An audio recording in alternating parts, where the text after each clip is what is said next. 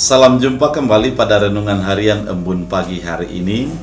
Dalam suasana sukacita kita akan menjalani hari-hari kita. Dan biarlah firman Tuhan yang menuntun kita, menyegarkan hati kita, dan menyemangati kita untuk menjalani setiap langkah kehidupan. Oleh karena itu, mari kita bersatu di dalam doa. Damai sejahtera Allah yang melampaui segala akal dan pikiran, itulah yang memelihara hati dan pikiran dalam Kristus Yesus Tuhan. Amin. Saudara terkasih, firman Tuhan untuk kita diambil dari Amsal 16 ayat 9. Dalam bahasa Batak Angkola dikatakan, bolas do jolma mambain sakap, tapi Tuhan do napatulus kon lakana. Dalam bahasa Indonesia, hati manusia memikir-mikirkan jalannya, tetapi Tuhanlah yang menetapkan arah langkahnya. Demikian firman Tuhan. Bapak Ibu yang terkasih dalam Kristus Yesus, kalau kita mau menjalani hari-hari kita, umpamanya ketika kita memasuki tahun yang baru, pasti orang memiliki rancangan-rancangan kehidupan yang akan dijalaninya sepanjang tahun. Atau kita mau memulai sesuatu pekerjaan yang baru, pasti memikirkan hal-hal apa yang akan dilakukan ke depannya. Atau dengan secara sederhana, ketika kita bangun pagi hari, kita sudah memikirkan hal-hal yang akan kita lakukan sepanjang hari, sehingga ada persiapan dalam diri kita secara tenaga, secara pikiran, dan secara persiapan-persiapan yang lain. Namun, apabila kita tanya kepada diri kita, apakah memang semua yang kita rancangkan itu sesuai dengan hasilnya? Ada yang sesuai, namun tidak sedikit yang jauh daripada apa yang kita pikirkan. Oleh karena itu, firman ini mau mengingatkan terhadap kehidupan kita. Hidup kita sebagai orang percaya adalah hidup dengan merancang kehidupan. Hidup dengan mempersiapkan diri di dalam setiap langkah-langkah yang akan kita lakukan. Namun, persiapan kita bukanlah menjadi hasil akhir. Hasil akhir harus kepada Allah yang memberikan keputusan terhadap langkah-langkah kita.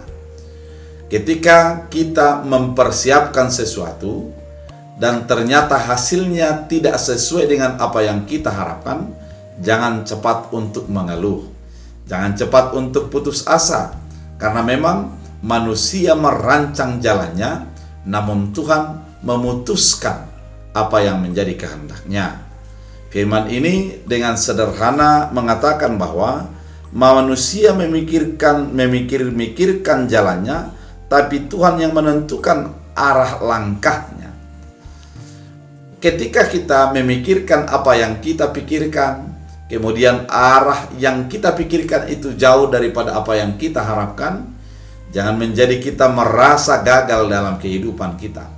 Persiapan kita bukan menjadi sebuah penentuan di dalam akhir. Namun manusia itu, orang percaya itu dalam segala kehidupannya harus penuh persiapan. Namun keputusannya harus kepada Allah. Kenapa kita menjadi percaya ketika apa yang diputuskan Allah menjadi yang terbaik? Karena memang di dalam ayat yang lain dikatakan bahwa rancangan Allah adalah rancangan damai sejahtera.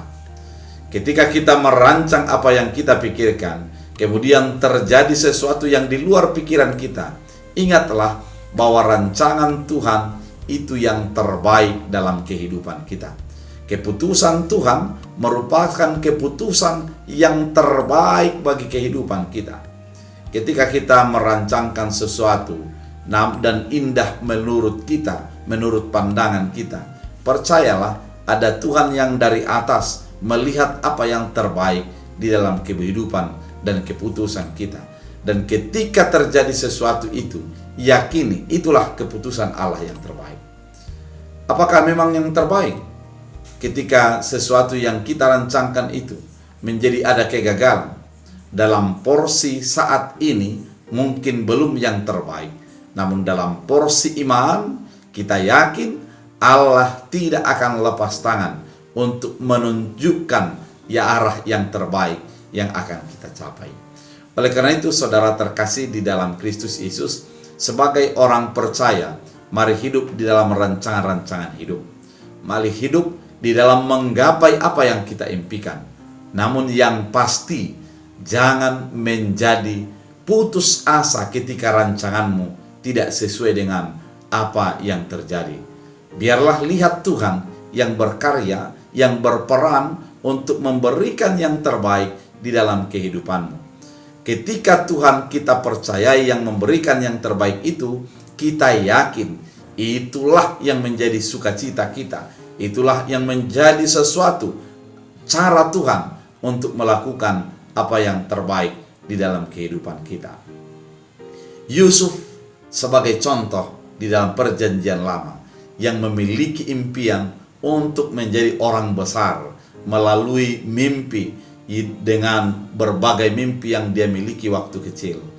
Namun ketika dia menjalaninya, dia dihadapkan dengan penderitaan. Dia harus dimasukkan ke dalam sumur, dia harus dijual, dia harus menjadi dihianati dan dituduh sebagai orang yang tidak baik. Namun semuanya adalah akhirnya itulah cara Tuhan untuk menjadikan dia yang terbaik. Oleh karena itu, ketika apa yang kita rancangkan itu dan kita impikan itu tidak sesuai dengan kenyataan, imani, yakini ada tangan Tuhan yang menuntun kita untuk sesuai dengan rancangan Allah. Oleh karena itu, mari hidup di dalam rancangan Allah. Kita berdoa. Terima kasih Tuhan, firman ini mengingatkan kami. Kami memiliki rancangan-rancangan.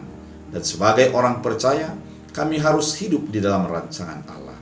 Namun melebihi daripada itu, kami juga harus hidup sebagai orang yang selalu mengandalkan Allah dalam kehidupan kami. Harus selalu meyakini bahwa apa yang dilakukan Allah menjadi sesuatu yang terbaik. Jadikanlah firman ini menjadi bahagian hidup kami, sehingga kami selalu melihat tangan Allah berperan dan berkarya di dalam segala keadaan yang kami jalani. Terima kasih Bapa, biarlah firman-Mu berakar berbuah, bertumbuh dalam hidup kami. Dan biarlah umat yang mendengarkan firman ini, Engkau lingkupi, berikan apa yang mereka minta, dan cukupkan segala kebutuhan mereka. Sembuhkan yang sakit, dan lawatlah orang-orang yang datang kepada Tuhan di dalam keluhan dan permohonan mereka. Terima kasih Bapa, Engkaulah Tuhan kami, firman-Mu berakar berbuah dalam hidup kami. Dalam Kristus Yesus. Amin. Tuhan Yesus memberkati.